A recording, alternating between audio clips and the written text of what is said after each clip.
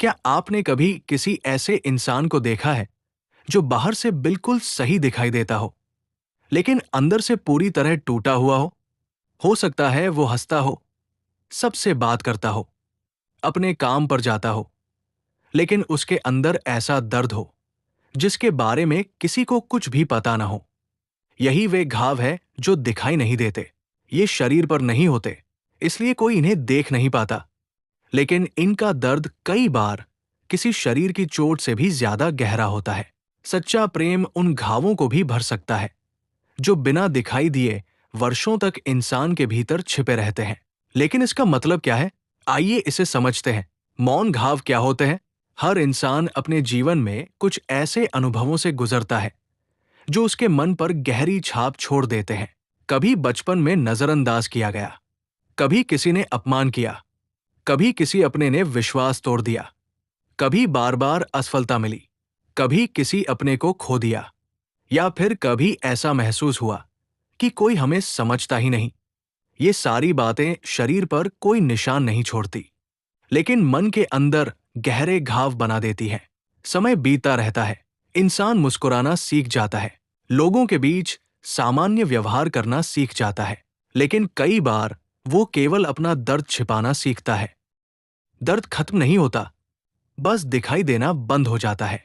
ये घाव सबसे गहरे क्यों होते हैं?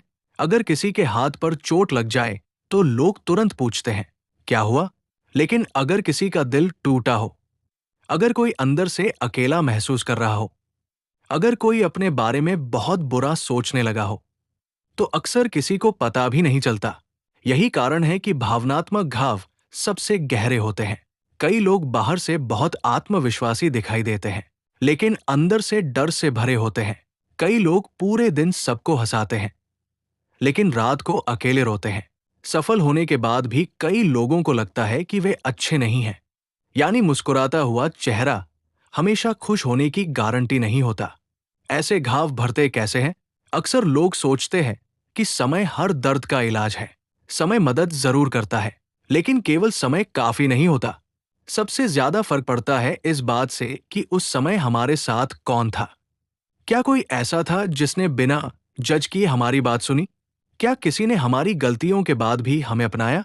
क्या कोई ऐसा था जिसने मुश्किल समय में हमारा साथ नहीं छोड़ा? जब प्रेम की बात होती है, तो ज्यादातर लोग केवल पति पत्नी या प्रेमी प्रेमिका के रिश्ते के बारे में सोचते हैं, लेकिन प्रेम इससे कहीं बड़ा है। माँ का प्रेम, शिक्षक की प्रेरणा, भाई बहन का अपनापन, या किसी अनजान व्यक्ति की सच्ची हमदर्दी, जहां किसी को यह महसूस हो जाए कि मैं जैसा हूं वैसा स्वीकार किया जाता हूं। वहीं से मन के घाव भरने शुरू हो जाते हैं। प्रेम किस तरह उपचार करता है? पहला, ये डर कम करता है। जब इंसान को लगता है कि उसे ठुकराया नहीं जाएगा, तब वो अपने मन की बात खुलकर कह पाता है। डर धीरे धीरे कम होने लगता है। दूसरा, ये आत्मसम्मान लौटाता है। जिस व्यक्ति को हमेशा ये महसूस कराया गया कि वह किसी काम का नहीं है, वो खुद पर विश्वास खो देता है। लेकिन जब कोई उसके अंदर की अच्छाइयों को पहचानता है, तो वो धीरे धीरे अपनी कीमत समझने लगता है। तीसरा, ये अकेलेपन को कम करता है। दर्द हमेशा समस्या से नहीं बढ़ता। दर्द तब बढ़ता है जब उसे अकेले सहना पड़ता है। अगर कोई केवल इतना कह दे, मैं तुम्हारे साथ हूं, तो कई बार इंसान का आधा बोझ उसी समय हल्का हो जाता है। चौथा, ये विश्वास वापस लाता है। जिस व्यक्ति का भरोसा टूट चुका हो, वो हर रिश्ते से डरने लगता है, लेकिन धैर्य, सम्मान और अच्छे व्यवहार से उसका भरोसा फिर लौट सकता है। पांचवा, ये खुद से प्रेम करना सिखाता है।